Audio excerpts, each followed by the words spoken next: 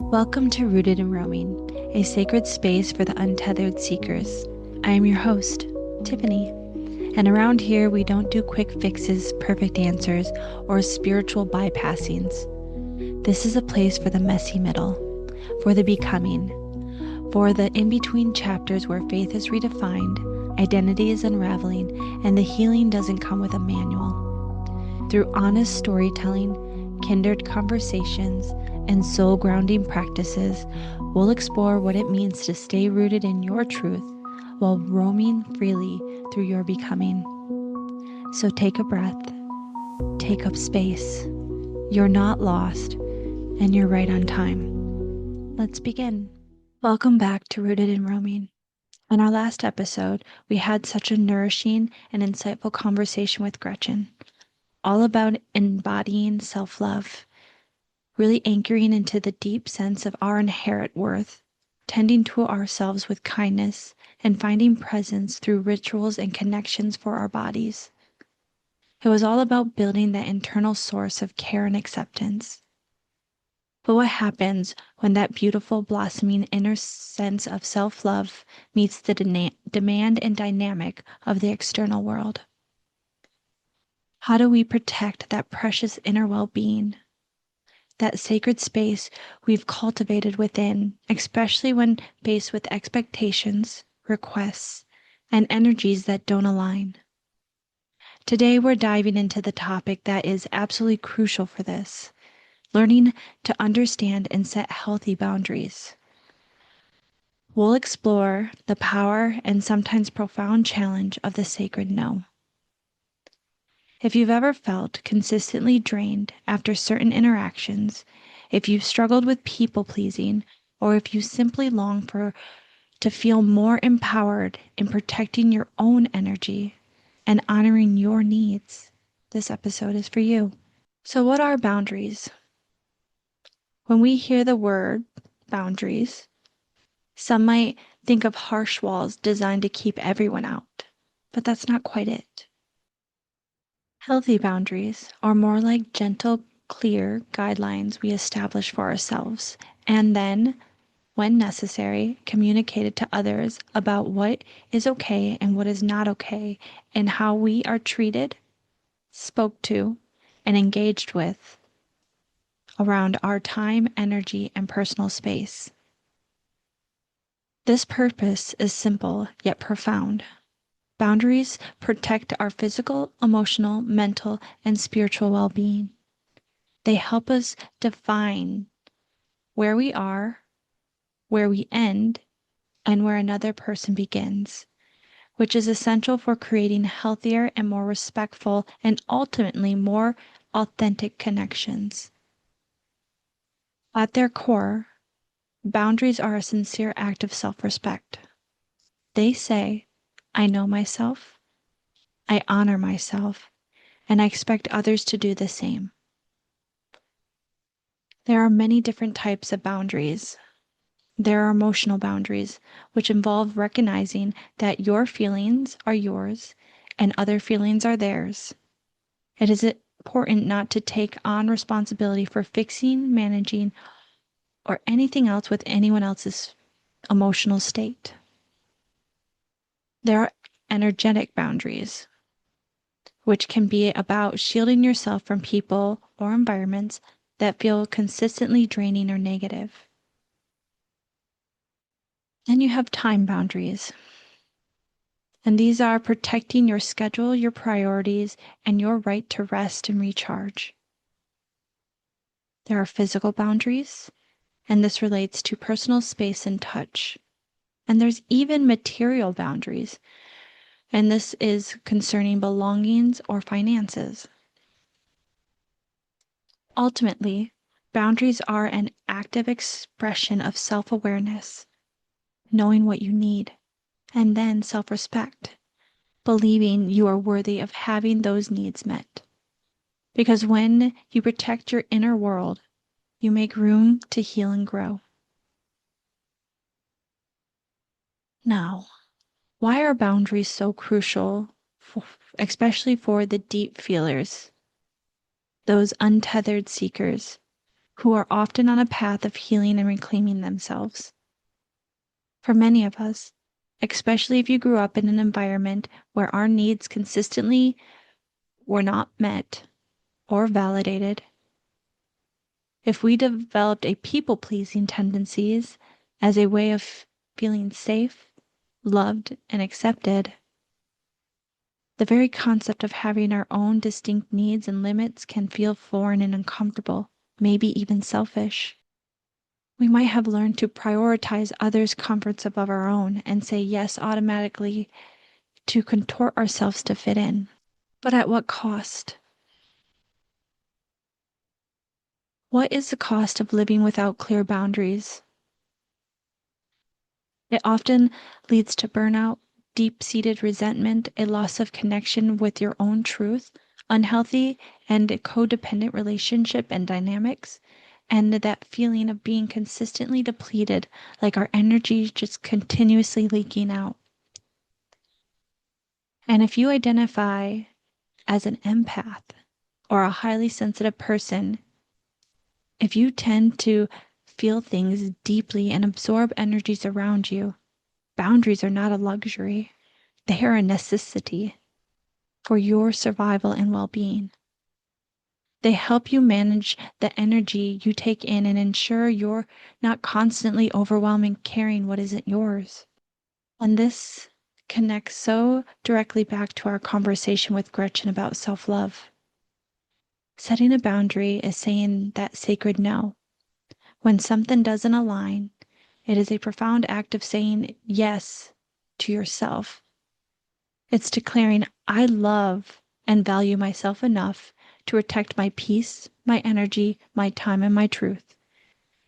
It is self-love in powerful action. Learning to identify and then actually set boundaries has been honestly a profound part of my learning journey. I was a deep-rooted people pleaser for so many years. And to this day, that tendency still appears from time to time. For years, my boundaries were something I didn't truly understand how to implement, mostly because I was terrified of hurting someone's feelings, having them be mad at me, or worst of all, them not loving me anymore. There were so many underlying fears that kept me from using these effectively and sticking to them. My first attempt at creating some kind of separation, which now I see at a very young attempt at setting boundaries, was at the age of 18. I moved out of my parents' house and relocated 3 hours away. Looking back, I realized it was more about running away from my problems instead of truly dealing with the underlying need of healthy limits. It would be another 16 years before I consciously made the effort to set real boundaries with my father. So this work with boundaries is relatively new for me as well, in terms of truly understanding and embodying them. For many years, from 18 to into my 30s, what I thought were boundaries were often just masks I wore, walls I put up, or ways to run from the actual issues. It wasn't until I encountered Gretchen that I truly began to learn what healthy boundaries were and how to use them and implement them in the way I needed. For me, it started with setting boundaries with myself first, with my own energy, my own tendencies. And then I slowly extended it to the outside world and how I allowed my energies to be engaged with. A really significant area was learning to implement boundaries with my dad. And I say trying because it was a process. It wasn't until I went through a particular experience that I truly understood how to implement and hold boundaries with him. A crucial part of that for me was to forgive. Forgiving him and recognizing he did the best he knew how with the tools he had when it came to raising me. Then I had to take accountability for my own part and stop seeing myself as a victim in my story. Once I moved through this, it all became significantly easier. More recently, I've also set clear time boundaries with the job I used to have because I come to value my time so deeply that I wanted to ensure it was being used wisely in alignment that truly mattered to me. And even now, in this season of my life, I am actively in the process of establishing and navigating new boundaries within my relationship with my fiance. It involves asking myself those deep questions. What do I need to feel truly safe, respected, at peace, and to cultivate trust within this partnership? What boundaries need to be presented so that we both can grow individually and as couples, becoming the best version of ourselves? And then there's the ongoing work of sticking to whatever agreement or understanding we co-create. It's absolutely not easy. It is something I'm actively working through right now with all the discomfort and learning. I am definitely not a pro at this by any means. It's truly one step at a time working through the discomfort and offering myself so much grace. But what I've learned, and I continuously relearn, is it's something I get to choose for me every day. I get to love myself enough to set these boundaries because they are essential for my well-being and for my healthy relationships. So, how do we even begin to identify where boundaries are needed? It often starts by turning into that internal signal, that intuition we talked about with JC in episode 3. Notice the feelings of resentment that might simmer after an interaction. Pay attention to when you feel consistently drained, anxious, or taken advantage of in certain situations or with specific people. Notice the physical tension in your body, a clenched jaw, tight shoulders, a knot in your stomach. All of these are red flags your body is signaling to you that a boundary needs to be put in place. The internal, ugh, or the not this again feeling. That often is a clear indicator that boundaries need to be put up. The invitation here is to practice gently inquiring with yourself. What truly feels okay with me in this situation? What are my limits? What do I need to feel safe, protected, and at peace here? This can be a new or unfamiliar territory if you spent a lifetime prioritizing others, but it's essential for you to finally prioritize yourself.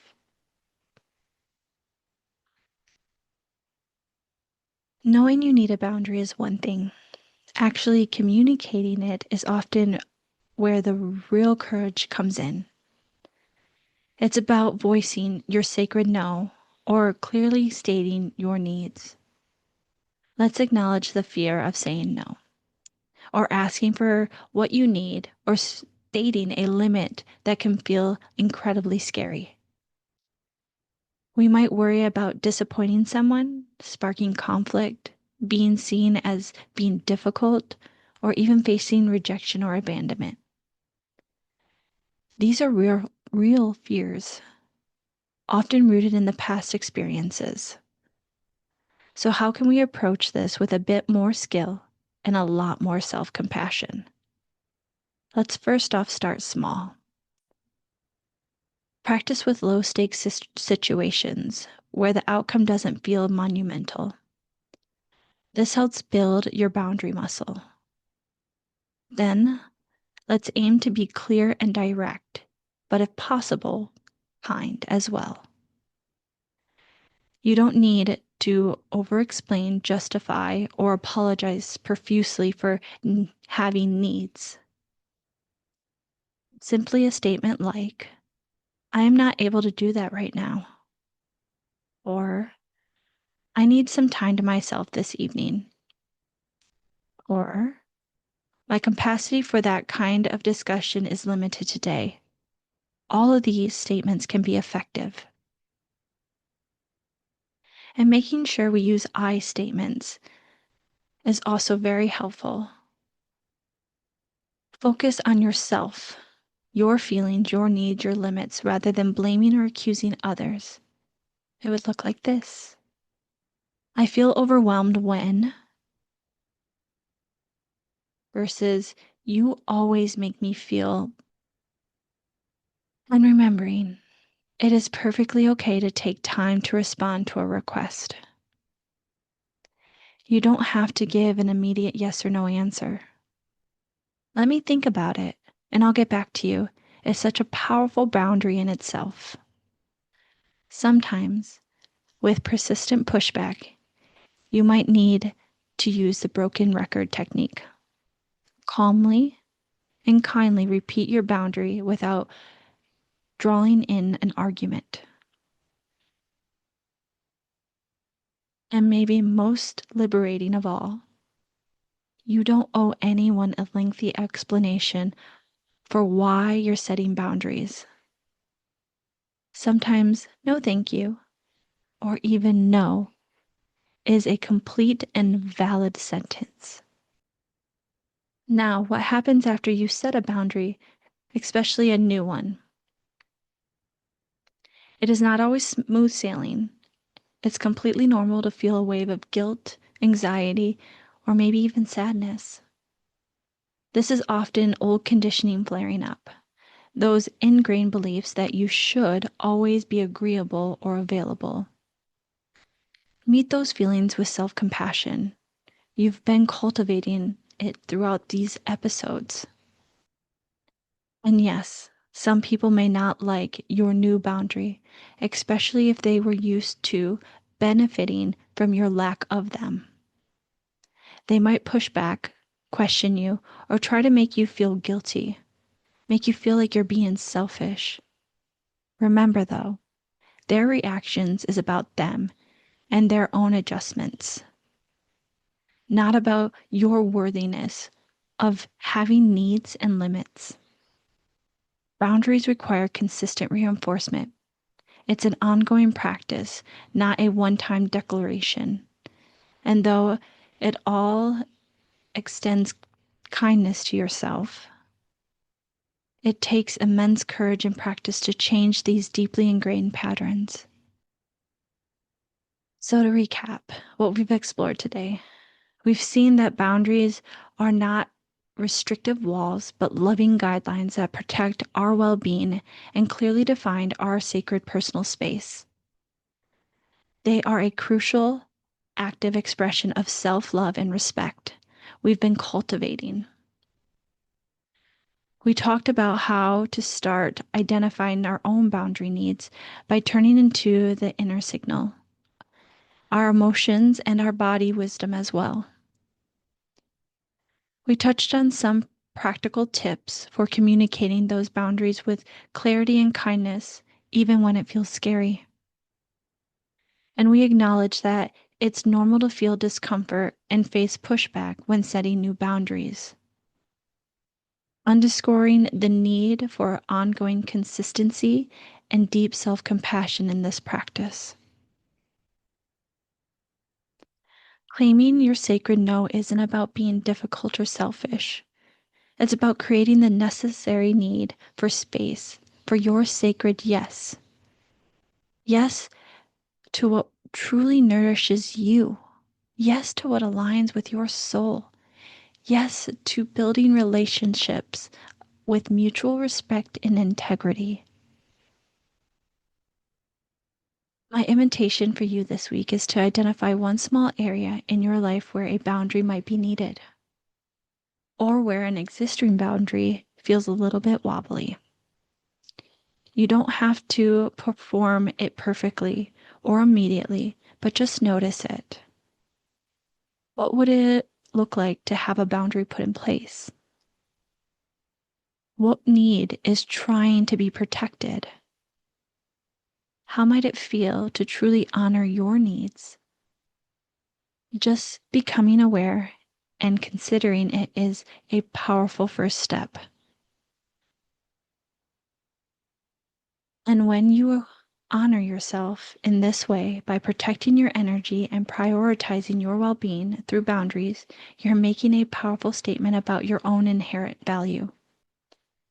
This naturally leads us to the next conversation in episode 8, where we're going to explore why investing in ourselves and all the ways we've been discussing yields the greatest return on investment you can ever imagine. We're diving into you are your greatest ROI. Thank you so much for being here, for you're willing to explore these important, sometimes challenging topics. And until next time, stay rooted, keep roaming, and I'll meet you in the in-between. Thank you again for being here, for listening, for letting this space be a part of your journey. If something in this episode stirred something in you, let it root. And if you are still in the messy middle, still figuring things out, you're not behind, you're becoming. Make sure to follow or subscribe so you don't miss out on what's next. You can connect deeper with me on Instagram, or if you're craving a sacred community, join us at Rooted in Roaming, the Facebook group. The links will be below. Remember, you don't need to have all the answers. Just take a deep breath, speak your truth, and have the courage to keep going. Until next time, stay rooted, keep roaming, and I'll meet you in the in-between.